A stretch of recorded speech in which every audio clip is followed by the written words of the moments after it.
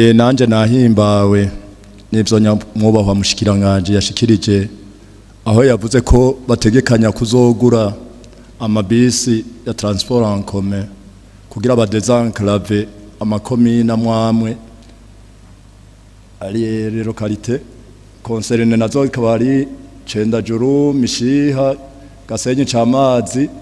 Izo nizo mvuze kubera nizo nzi. Amabarabara rero yaho nayo umengo ni kibazo. Izi modoka nyakuba mushikiranganje naho mwozi turonsa.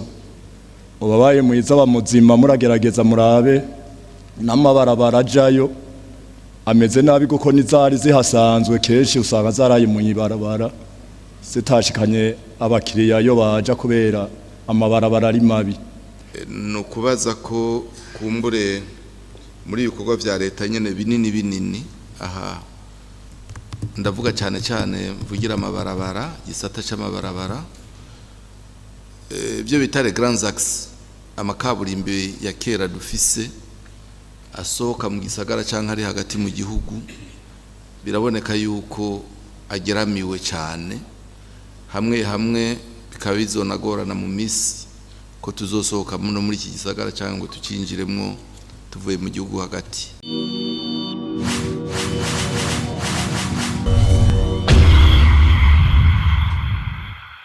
Murakoze nyenditeka mukuru w'inama nshinga amateka kuri aka kanya muturonkeje.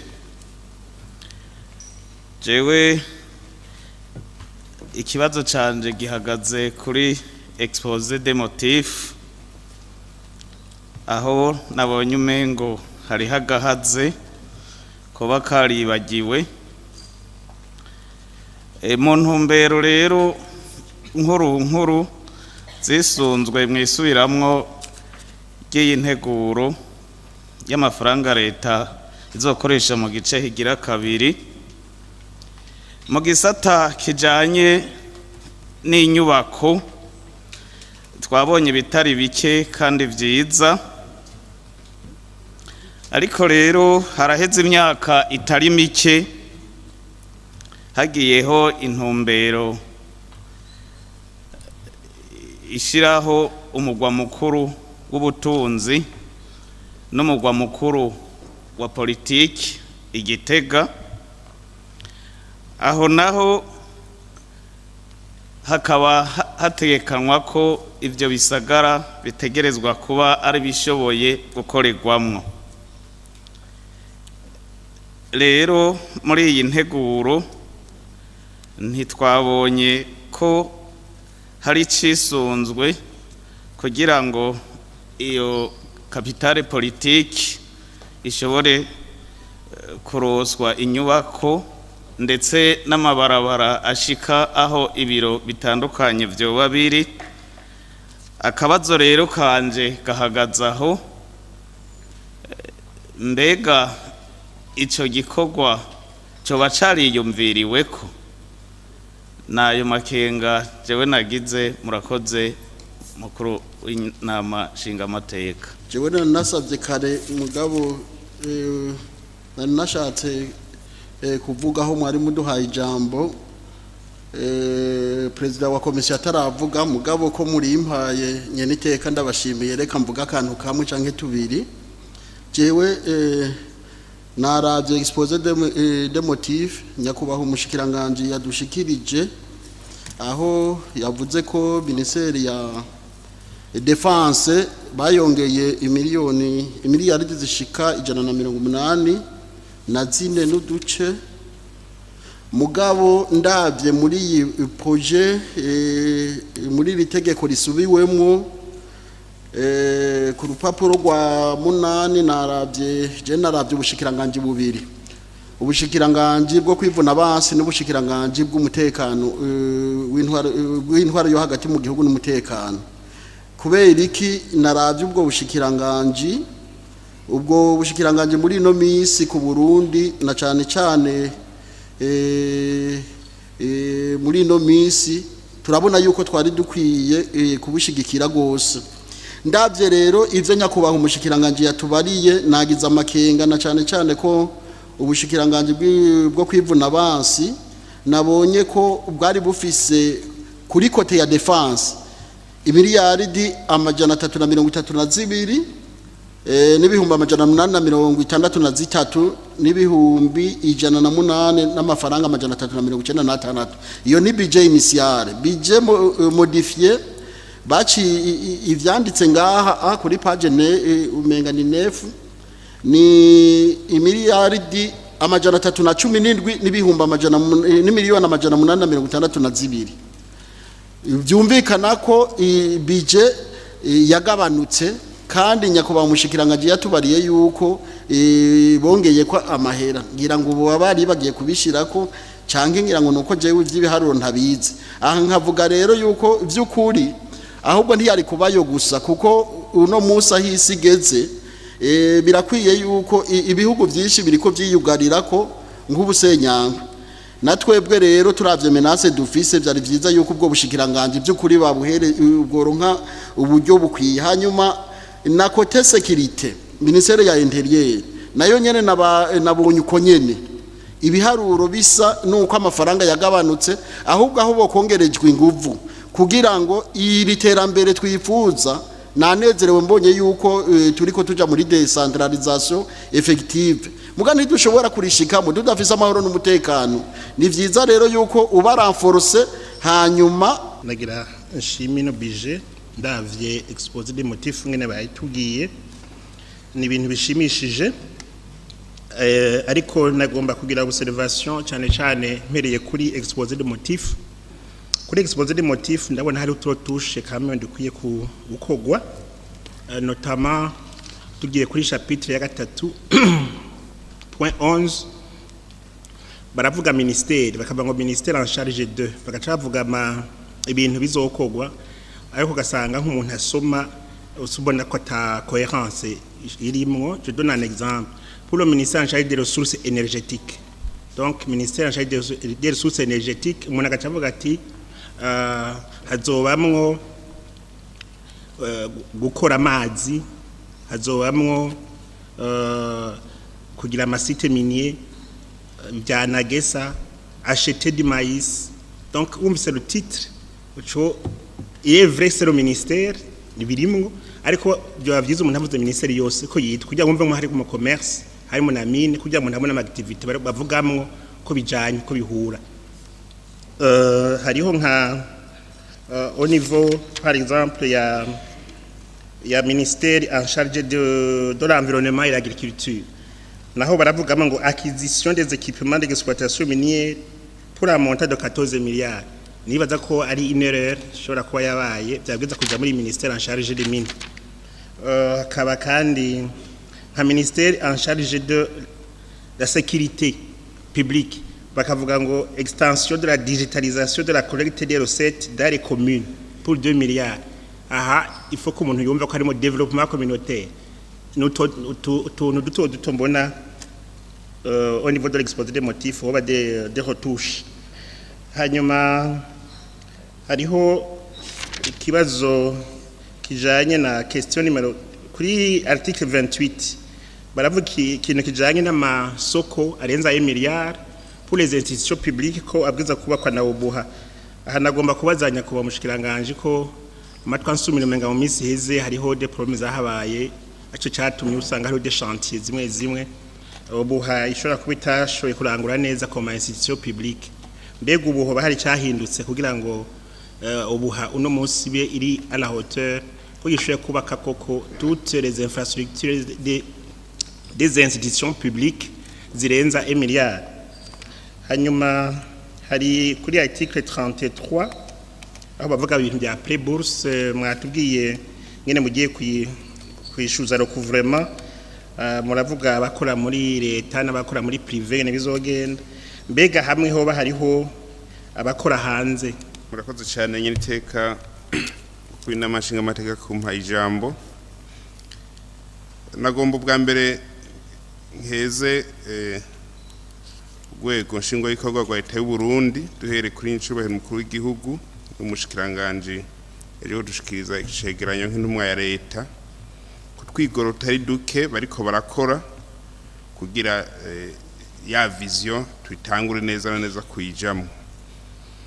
Ibi ndabivuze kubera turiko turaraba ivyakozwe n'integuro ziriko zirategurwa, biraboneka ko hari umwizero dufise na cyane cyane muri ibi vya investment ku masecteur ari productif, nk'ibi cyane ku exploiter ubutare no ku transforma na cyane no gushigikira uburimyi ubworozi n'abagira ibindi bikorwa bigwiza ubutunzi cyane muri secteur energie mine agri élevage.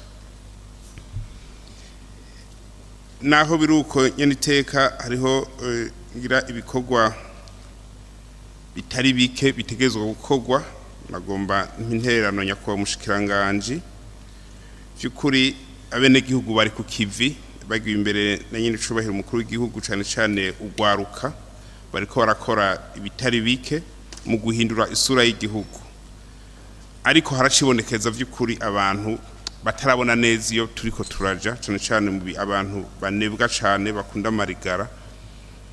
Sinzi strategy bokoresha kugira ico gikorwa abantu bose bakunde ibikorwa bakundi murimo, kuko turiko turaraba n'aya marosete cyangwa aya maresources hariho byinshi bisaba inguvu nyinshi ko abantu bose baja gukora, baba barimyi cyangwa borozi n'abakozi ba leta, kuko haracibonekeza hirya no hino aho umuntu ashobora kuba yateza gutonda mu biro saa 1:30 ukamusanga saa 3 saa 4 arashategeye lift.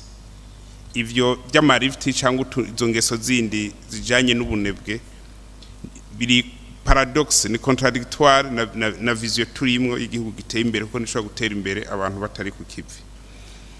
Ibi bisaba rero inguvu nyinshi cyane, natwebwe ngira tuzofashanya muri ya logique yo kuzuzanya, dufashanya ibikorwa uko tuvuze leta ntituvuze executive gusa, natwe turimwo tuzofashanya, mugabo bisaba inguvu nyinshi cyane kugira ingeso y'ubunebwe ive mu Barundi.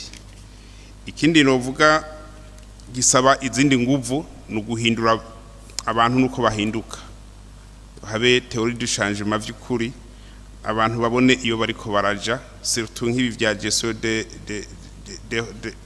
dépenses des finances publiques haje mu rigere. Nagoma naje kubanza gushima ino nteguro, tubona yuko iduha umwizero iterambere ry'igihugu cacu. Jewe nagomba kuvuga icambere kijanye no kuri exposé de motif twashikirijwe na kwa mushikiranganje, aho ku rupapuro rugira 6 yatubariye ibijanye na ministère en charge ya ressources énergétiques, batubarira amafaranga miliyardi 40 zo kugura ibigori ndetse nama unité de transformation y'ibigori, kandi nabishimye cyane nuko nyene mu mandement nagiye mbona basavye yuko byo vanwamwo, ariko by'ukuri ikigo anagesa kirakwiye gushikirwa, kuko mu gihe gifise umuhamagaro wo kwegeranya no kugurisha, ntishoshobora kugurisha kidashobora guhingura. Muri ico gihe naho twa turiko turashika, ariko kandi nyakwa mushikiranganje none ko mbona amafaranga yo kugura ibigori aguma ava mu kigega ca leta, niko bizoguma bigenda imyaka yose. Nari nibajije yuko ahubwo anagesa yoronka allocation unique, amafaranga yonyene ikoresha ivyaza umusaruro, ku buryo yoshobora no kuromoroka abarimyi, développement de filière nk'ibigori, bakabavasa n'amafaranga batayinze ko yasaba umuhiga ca leta, mugabo afise konte yabo mugabo mukurikirana, kugira ngo ahubwo bazoze barazana inyungu baronse shakane. Nibaza ko ari naho vyokoroha no kuriha n'abene gihugu ku gihe, kugira ngo ntibigorane. Ikiri naco nyene nikijanye n'umwavu, kandi ni vyiza cyane turazi akigoro leta ikora, mugabo ni vyiza yuko ko amafaranga aba yasohotse umwavu waboneka hakiri kare, ugashikira bari myakiri kare, kugira ngo amafaranga yatanzwe azogaruke bivuye mu mwimbu wabonetse, ukubera umwavu wabonetse hakiri kare. Ikindi naco nikijanye na alimentation scolaire, nivyo turabona abanyeshuri bazogaburirwa, umugabo rero turavye ya ntombere yo gushika mu mwaka wa 2032 yuko amashuri yose yoba abana bafungurirwa turabona umenga kuzoyishika ko vyogorana turavye kino gitigiri c'abaza bariyongera ku mwaka sinzi ko hatoboneka ininzira yo kwegeranya uburyo kugira ngo vy'ukuri habe igitigiri kinini c'abana biyongera ku mwaka kugira ngo dusoshikire iyo objectif. Ikibazo canje sinibaza ko ari n'ikibazo nibaza ko mpava nterera tubanze gushima yuko intunganyo yerekana yuko la croissance économique ishobora gushika kuri 4.6 mu uyu mwaka, ce qui est très bien, vyiza cane. Ariko kandi ndabona yuko les prévisions budgétaires ziri basées sur les hypothèses qui reposent ku bintu bibiri. Cyambere uburimyi buzaba buduga cane, umwimbu w'uburimyi uzoduga cane, hongere kandi aboneke n'umwimbu ubutare. Kuki rero gifatiye ku hypothèse kenshi hypothèse ashobora kudashikwako s'il y a pas de mesures concrètes zafashwe. Nagomba nshingira ko ndamubaza yuko hoba hatekanuje neza des mesures zishobora gutuma hypothèse mfatiro ashobora kugushikwa neza, haba mu by'umwimbu w'ubutare byo biri kugenda neza, ni umwimbu w'uburimyi kuko hasabwa byinshi. On a besoin yuko avoir capacité de production, notamment les intrants n'ibindi.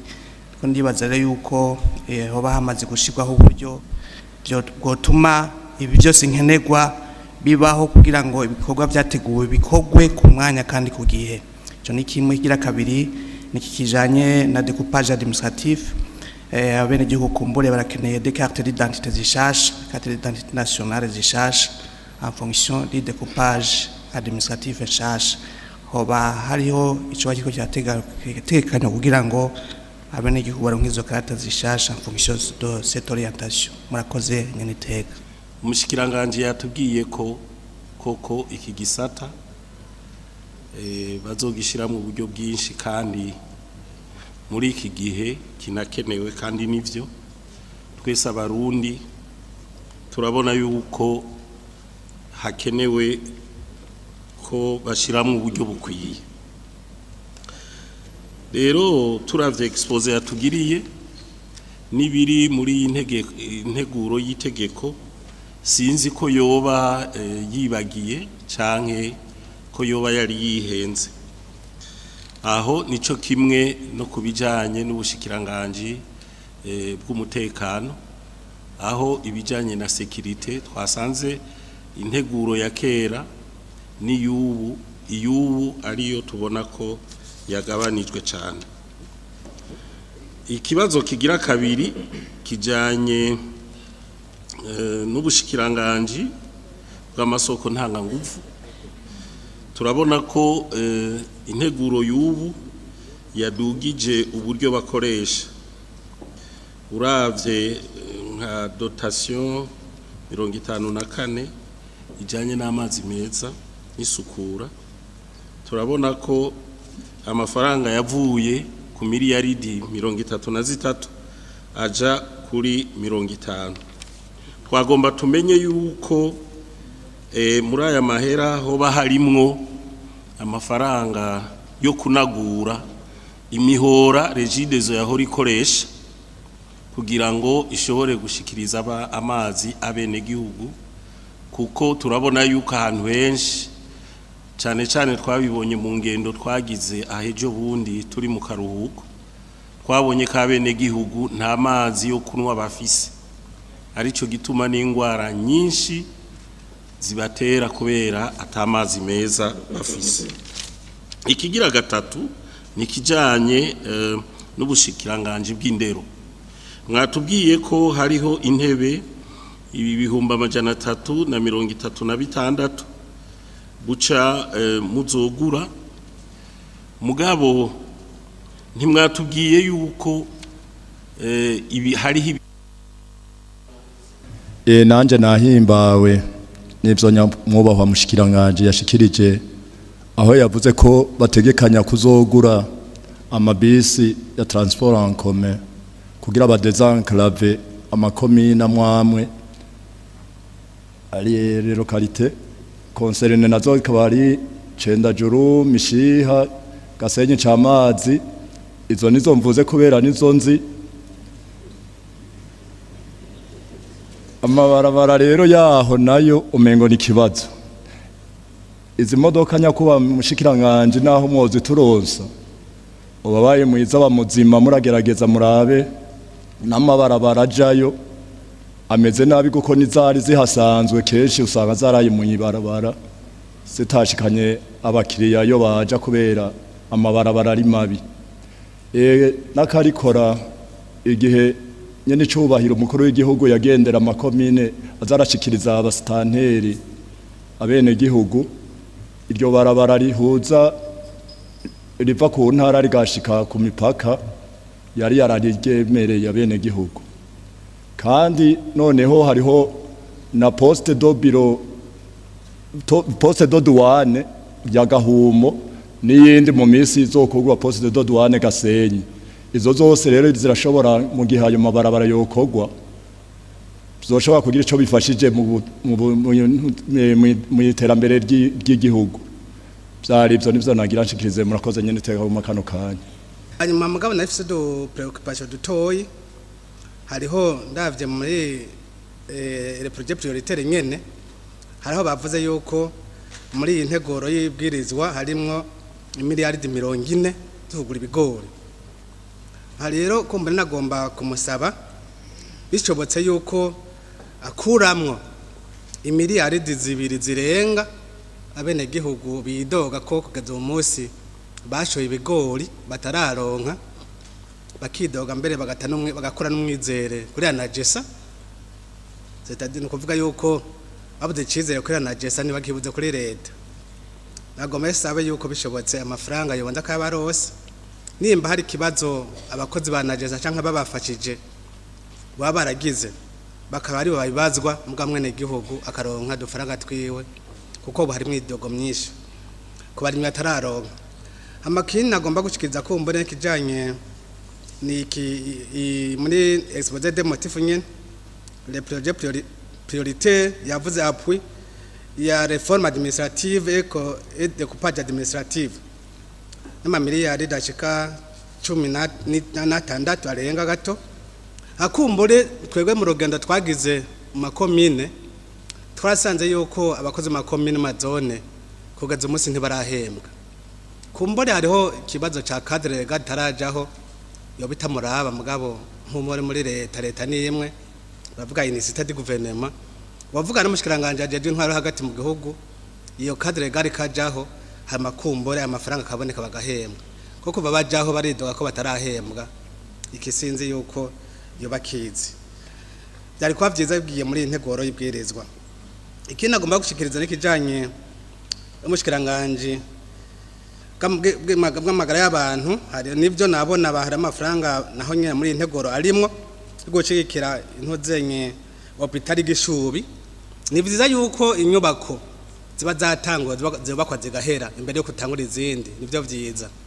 Ari turashima ko iyi nyubako yarose amafaranga mbwa kandi nkashikiriza ko hari indi hôpital mu Nyabikere imaze imyaka myinshi iri kirubakwa itariko bayiciriye hagati bakavuga noneho yuko n'abakozi bahakoze batarahembwa. Ivyo navyo nyene baza yuko ngo biturabira bikajamwo. Akabazo nashaka gushikiriza icambere ni gikurikirana nico uyu bicirikiye ko yarahejeje kubaza muri ibi byo magara y'abantu yavuze hôpital Nyabikere ariko no kino njya kuri hôpital zibiri nyene imwe ni hôpital yo ku Ntega yo muri district sanitaire do Vumbi indi nayo ni hôpital Busoni yo muri district sanitaire do Busoni nazo ngene zatanguye kandi zigeze ku ntambwe ishimishije ngira ngo nko kuri Seutane Purusa ariko zarahagaze ngo barimo nibado byo muri Obohagwe bakoze canye abafournisseur nibaza ko nk'ibyo biba byatanguye kandi imaze imyaka 5 twari tuzi ko tuzobyerekana inyuma y'imyaka 5 twari dukwiye n'imiburi uri kuvyerekana basi nyuma y'imyaka 7 biriko birakora bora abayamba bishoboka ko nyanga n'amayasigaye ntiyo bari menshi gose ibisigaye bigakogwa. Kina shaka umwada n'ikijanye bijanye na déconcentration cyangwa décentralisation d'ordonnancement byamye bivugwa no muri loi de finance byari birimo hariho n'amadekire yagiyeho yo kumetana application mugabo gushika n'ubu tukabona ko hari ibintu byinshi bitarakogwa nk'ibi byo gushira aba comptable public canke au niveau les ministres nabo nyene babe aba ordinateur nabo nyene principal mu ministère bajejwe bitarinze gufata amasirikwi maremare kugira ngo ministre wa finance nazaroroherwa muri bimwe ariko n'umanya gutondera amahera sinzire ko bigiye mu ntara hoho kwabura amatari nubwo bavuze bisaba bigarukira ko bizohava byoroha boraba ko kumbe hagiye bamutanguriye watabishamushaka agashamushaka bikaja mu ngiro icanyuma nikijanye nuko boza baturabira kubijanye na muri budget du gouvernement barabiko ho bamo ukuntu hatoza haraboneka pression sur le marché de devises surtout amadolari kuko hari igihe usanga tubihomberamo ugasanga amahera yokoze ibintu byinshi aciye akora ibintu bikenya mu gihe muri prevision y'amadovize babona ari make bagashobora kuraba ko ibintu bigurirwa hanze navyo nyene twatora abari priorité kugira ngo tusigarize na secteur privé nayo nyene gumikora murakoze nk'itiya kwa mama ijambo Imana ibahezagira najewe nari mfise akabazo kamwe kajanye n'ibijanye n'inyubako aha mushikiranganje arantunga sinza kuvuga ubuhinga ndavuga ibijanye n'uburyo hariho nkuko bamwe numvise babivuga amashantiye menshi yari yaruguruwe ibikorwa vya leta n'ibigo ubuhana ARB muri budget iherutse ariko bitaheze mu gihugu aho usanga igikorwa cyarahagaze ariko cyaratanguye kubera kumbure uburyo bwabuze canke butaharuwe neza nagomba mbaze rero ko muri subiramwo yiribwirizwa muri integuro ko ayo mashantier ya leta yoba yararonse uburyo yarahawe uburyo kugira ngo ivyo bikorwa leta yamaze gushiramo amafaranga bishobore gukorwa bihere ikindi no kongera ko no kubaza ko kumbure muri ibikorwa vya leta nyene binini aha ndavuga cyane mvugira amabarabara gisata c'amabarabara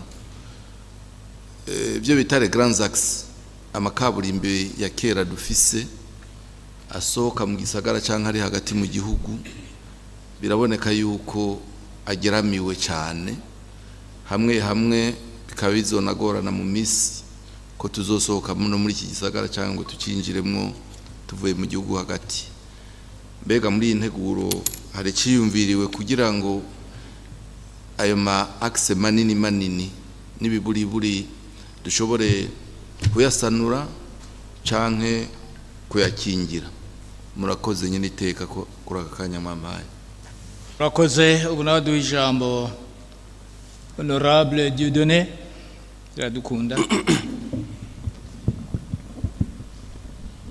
murakoze kumpa akanya nyine iteka je nari mfise tubazo tugera kuri 4 ariko kumvo z'iminota 3 reka nogere kuri kimwe ribaza ko biza guhurirana ncumva tubwirwa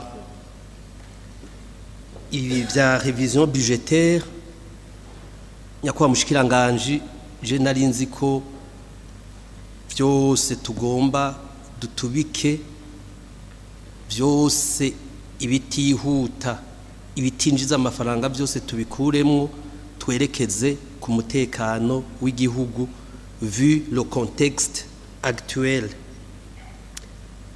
turavuga ingorane dufise z'ababanyi batubaniye nabi